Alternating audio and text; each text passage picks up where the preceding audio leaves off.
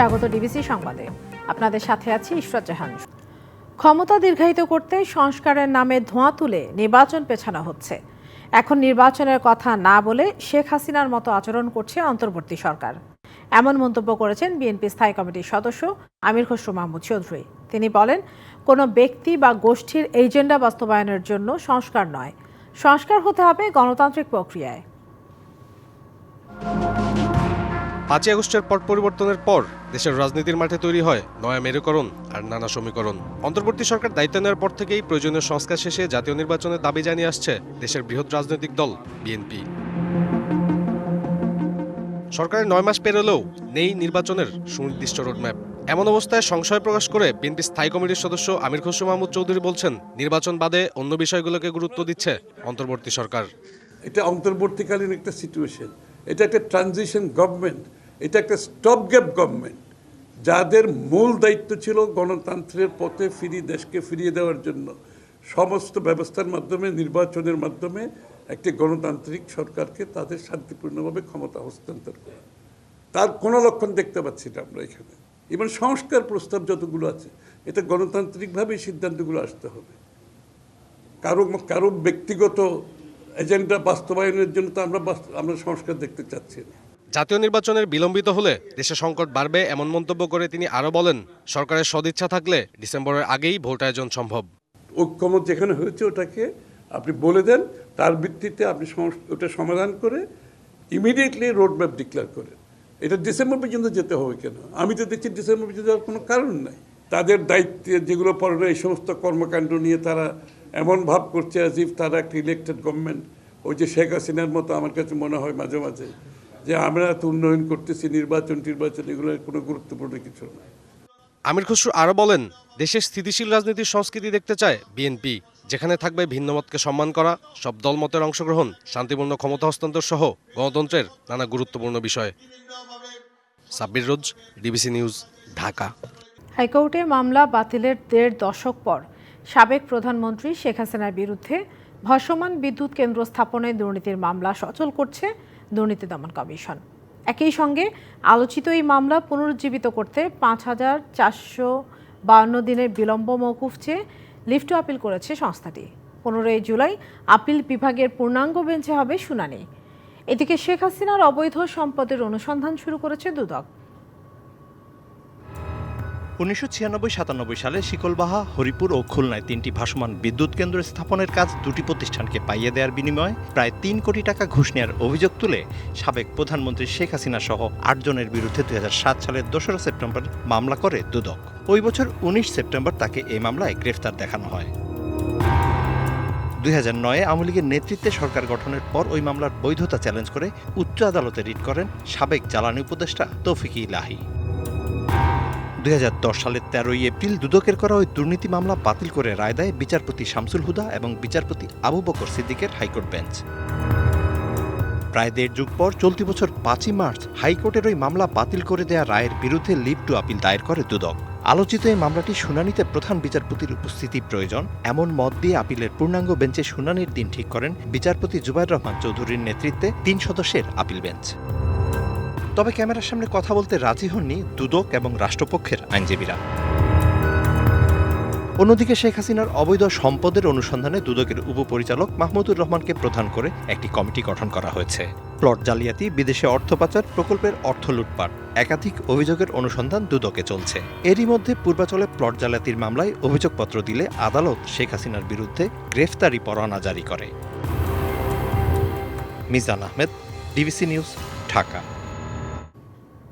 BNP chairperson Begum Khaleda Zia ও দলটির ভারপ্রাপ্ত চেয়ারম্যান তারেক রহমানের নামে জাল জালিয়াতি, মিথ্যা অভিযোগ সৃষ্টি করে মামলা করার অভিযোগে দুদকের সাবেক 3 চেয়ারম্যান এবং 1 সচিবের বিরুদ্ধে মামলা হয়েছে।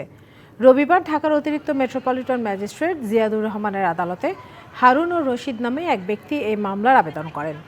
আদালত বাদীর জবানবন্দি গ্রহণ করে আগামী 25 মে আদেশের জন্য দিন রেখেছে। মামলায় আসামি করা হয়েছে দুর্নীতি দমন কমিশনের সাবেক চেয়ারম্যান হাসান মাসুদ চৌধুরী, হাবিবুর রহমান, আবুল হাসান মঞ্জুর এবং সাবেক সচিব মোখলেসুর রহমানকে। সাবেক সচিব, সাবেক দুদকের চেয়ারম্যান এরা দায়িত্বে থাকাকালীন অবস্থায় জাল জালিয়াতির আশ্রয় নিয়ে সাবেক প্রধানমন্ত্রী দেশনেত্রী বেগম খালেদা জিয়ার বিরুদ্ধে মিথ্যা মামলা আনয়ন করিয়া তাকে আদালতে প্রেরণ করিয়াছে। হাসিনার নির্দেশিত হইয়া সকল তদন্ত ওনারা এক পেশে করেছে এবং এইগুলি রাষ্ট্রদ্রোহীর কাজ তারা করেছে। শাহরিয়ার আলম সাম্য হত্যার বিচারে অবহেলা ও সহমর্মিতার অভাব দেখলে প্রধান উপদেষ্টার বাসভবনে যমুনার দিকে যাত্রা করবে ছাত্রদল। বিকেলে রাজধানী শাহবাগে অবরোধ কর্মসূচিতে এই হুঁশিয়ারি দেন সংগঠনের নেতারা। এদিকে বিশ্ববিদ্যালয় প্রশাসনের সাথে বৈঠকে সব আসামিকে দ্রুত গ্রেপ্তারের আশ্বাস দিয়েছেন স্বরাষ্ট্র উপদেষ্টা। ডিবিতে হস্তান্তর হচ্ছে এই মামলা। শাহরিয়ার আলম সাম্য হত্যার বিচার দাবিতে দুপুরে ঢাকা বিশ্ববিদ্যালয় ক্যাম্পাসে কালো পতাকা মিছিলের পর শাহবাগে জড়ো হন ছাত্রদল নেতাকর্মীরা। অবরোধ করা হয় সড়ক। সব আসামিকে দ্রুত গ্রেপ্তারের দাবি তাদের। আমরা আজকের এই অবস্থান কর্মসূচি থেকে হুঁশিয়ার করে দিতে চাই, বাংলাদেশ জাতীয়তাবাদী ছাত্রদলের কোন নেতাকর্মীর নামে ভবিষ্যতে যদি এরকম গায়ে আঘাত করা হয়, বাংলাদেশ জাতীয়তাবাদী ছাত্রদলের কোন নেতাকর্মী আর বসে থাকবে না। সাম্য হত্যা পারভেজ হত্যা হয়, ছাত্রদলের নেতাকর্মীরা এখনো খুন হয়, কিন্তু এই সরকারের শীর্ষ পর্যায়ে থেকে কোনো বক্তব্য কিংবা সদিচ্ছার লক্ষ্য করে নেই। আমরা স্পষ্ট ভাষায় বলে দিতে চাই, যদি ছাত্রদল মনে করে এই শাহবাগ চত্বর থেকে এই যমুনায় আমরা পদযাত্রা শুরু করি, এই পদযাত্রা রুখার ক্ষমতা কারণে। এর আগে সকালে 48 ঘন্টার আলটিমেটাম শেষে বিক্ষোভ সমাবেশ করেন সাধারণ শিক্ষার্থীরা। তাদের সঙ্গে সংহতি জানান ঢাকা বিশ্ববিদ্যালয়ের শিক্ষক ও উপাচার্য। এ সময় সাম্য হত্যার রহস্য উদ্ঘাটনে তেমন অগ্রগতি নেই দাবি করে আন্দোলন চালিয়ে যাওয়ার ঘোষণা দেয়া হয়। আর সিসিটিভি ফুটেজ পর্যবেক্ষণ করে দ্রুত জড়িতদের আইনের আওতায় আনার দাবি সাম্যের স্বজনদের। শুধুমাত্র রাজনৈতিক ফায়দা হাসিলের জন্য তোমরা যদি এইভাবে একজন নিরীহ ছেলের চরিত্র হননে লিপ্ত থাকো, তোমাদের পরিণতিও একদিন সাম্যর মতো অবস্থায় আসবে। রাজনৈতিক দলমতের উপরে উঠে সুষ্ঠু বিচারের লক্ষ্যে সবাইকে ঐক্যবদ্ধ থাকার আহ্বান জানান ঢাকা বিশ্ববিদ্যালয়ের উপাচার্য। রাজনৈতিক দলাদলের ঊর্ধ্বে উঠে এটি ন্যায় বিচারের স্বার্থে আমাদের ঐক্যবদ্ধ সংহতি প্রয়োজন এবং সেটি আমরা ইনশাআল্লাহ আল্লাহর রহমতে অর্জন করে ছাড়বো এবং তার জন্য যা প্রয়োজন সেজন্য আমরা সবাই একসাথে আছি। এদিকে সচিবালয়ে স্বরাষ্ট্র উপদেষ্টার সঙ্গে বৈঠক করে ঢাকা বিশ্ববিদ্যালয়ের প্রশাসন। এই সময় সব আসামি দ্রুত গ্রেপ্তার হবে বলে আশ্বাস দেন স্বরাষ্ট্র উপদেষ্টা। স্বরাষ্ট্র উপদেষ্টা মহোদয় এটা শুনেছেন মনোযোগ দিয়ে এবং তিনি নোট নিয়েছেন এবং ওনার দিক থেকে উনি বলেছেন ওনারা এমনিতেও চেষ্টা করছেন এবং ওনারা বলেছেন এবং ফার্দার এটা যাতে মানে ফ্যাসিলিটেট হয় সেইভাবে ওনারা এটা এগিয়ে নিয়ে যাবেন। অপরাজয় বাংলার পাদদেশে মানববন্ধন করেছে ঢাকা বিশ্ববিদ্যালয়ের শিক্ষকদের সাদা দল। ক্যাম্পাসকে অস্থিতিশীল করতে পরাজিত শক্তি এখনো ঘাপটি মেরে আছে বলে অভিযোগ তাদের। পরিকল্পিতভাবে সাম্যকে হত্যা করা হয়েছে। ইকবাল অনিক, ডিবিসি নিউজ, ঢাকা।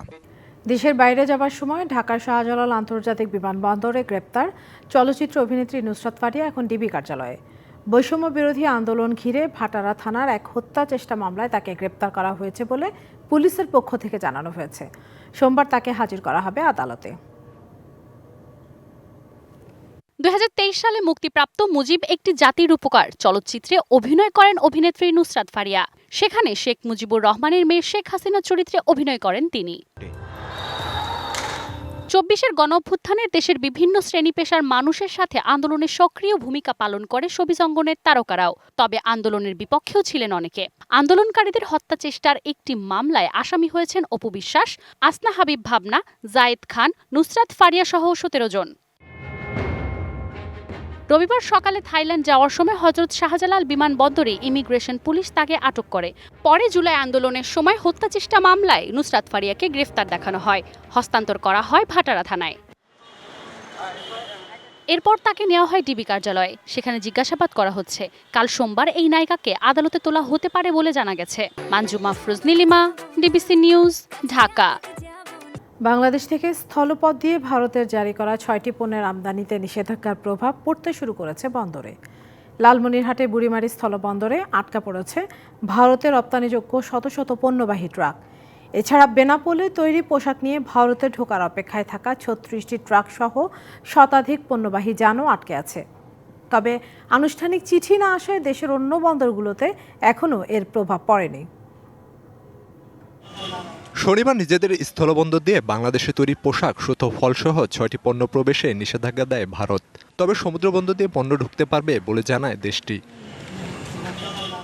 এই সিদ্ধান্তে সকাল থেকে লালমনিরহাটের বুড়িমারি স্থলবন্দরে আটকা পড়ে শত শত ট্রাক। নিষেধাজ্ঞার কারণে যশোরের বেনাপোলেও আটকা পড়েছে শতাধিক ট্রাক। এসব পরিবহনে তৈরি পোশাকসহ পচনশীল খাদ্যপণ্য রয়েছে।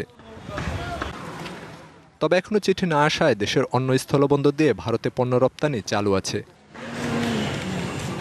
ব্যবসায়ীরা বলছেন, ভারতের আচমকা এই সিদ্ধান্তে ক্ষতিগ্রস্ত হবে দুদেশের ব্যবসায়ীরা। অবনতি ঘটবে দীর্ঘদিনের সম্পর্কেরও। তবে স্থলপথ দিয়ে রপ্তানি বন্ধ করার ভারতের সিদ্ধান্তের বিষয়ে আনুষ্ঠানিক চিঠি পায়নি বাংলাদেশ। দুপুরে সচিবালয়ে নিজ দপ্তরে বাণিজ্য উপদেষ্টা শেখ বসিরউদ্দিন জানান, এই নিষেধাজ্ঞার কারণে দুই দেশের ব্যবসায়ীরাই আর্থিকভাবে ক্ষতিগ্রস্ত হবে। সোশ্যাল মিডিয়া এবং নিউজ রিপোর্ট থেকে আমরা দেখেছি যে ওনারা কিছু স্থানীয় বন্দরে সীমান্ত ভিত্তিক কিছু সিদ্ধান্ত ওনারা নিয়েছেন।